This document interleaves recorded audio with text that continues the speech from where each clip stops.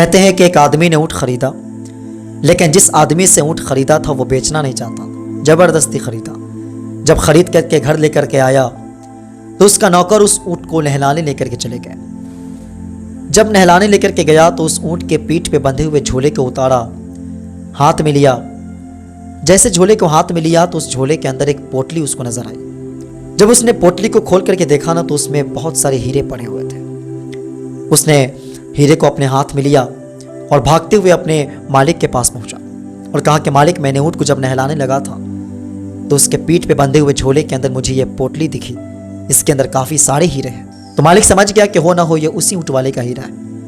اس نے کہا کہ تم ٹھہرو، میں اس تک پہنچا کر آتا ہوں۔ جب واپس کرنے کی باری آئی، جب واپس کرنے کی بات کیا اس کے مالک نے، تو اس کا نوکر کہتا ہے، مالک عجیب بات کرتے ہو، تم نے اونٹ خرید لیے تو پھر ہیرے بھی تمہارے ہو گئے، واپس پہنچانے جا رہے ہو، واپس کرنے جا رہے ہو، تو یہ تمہاری نادانی ہے۔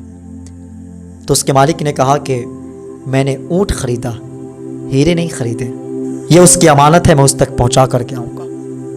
پھر وہ بھاگتے ہوئے اس آدمی کے پاس پہنچا اور اس کے ہاتھ میں جب ہیرے کی پوٹلی پکڑایا اور اس آدمی نے اپنے کھوئے ہوئے ہیرے کو جب ہاتھ میں لیا تو بے حد خوش ہوا، اتنا خوش ہوا، اتنا شکر گزار ہوا کہ اس نے ہیرے کی پوٹلی کھول کر کے آگے بڑھاتے ہوئے کہا کہ تم نے مجھ پر اتنی مہربانی کی ہے، اس میں سے کچھ ہیرے رکھ لو۔ جب ہیرے دینے کی بات کیا تو اس بندے نے انکار کر گیا، کہا نہیں، اس کی کوئی ضرورت نہیں ہے، یہ آپ کی امانت تھی، ہمارے پاس چھوٹ گئے تھے، میں نے آپ کو لوٹا دیا، بات ختم ہو گئی۔ جب اس آدمی نے ضد کرنے لگا نا تو اس نے کہا کہ میں نے 2 ہیرے پہلے نکال لیے۔ اتنا سنا تو وہ غصہ ہو گیا، غصے میں آ کر کے اس نے اپنے ہیرے کو گننا شروع کر دیا۔ جب اس نے اپنے ہیرے کو گنا تو دیکھا کہ سارے گنتی کے ساتھ پورے ہیرے سلامت ہیں۔ تو اس نے کہا کہ اس میں سارے ہیرے سلامت ہیں، پھر تم نے اس میں نکالے کیا؟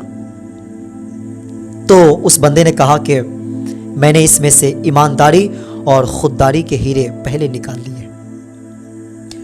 آپ مجھے بتائیں، ہو سکتا ہے آپ کو اس دور میں یہ بہت پرانی باتیں لگ رہی ہوں گی، لیکن مجھے بتائیں یہ کتنی خوش نصیب انسان وہ ہوگا کہ جس کے پاس ایمانداری اور خودداری کی دولت ابھی بھی سلامت ہے۔ اس دور میں بھی کسی کے پاس ایمانداری اور خودداری کے ہیرے سلامت ہے، وہ کتنا خوش نصیب ہوگا۔ لہٰذا اپنے اندر ایمانداری اور خودداری کی دولت ہمیشہ سلامت رکھیں۔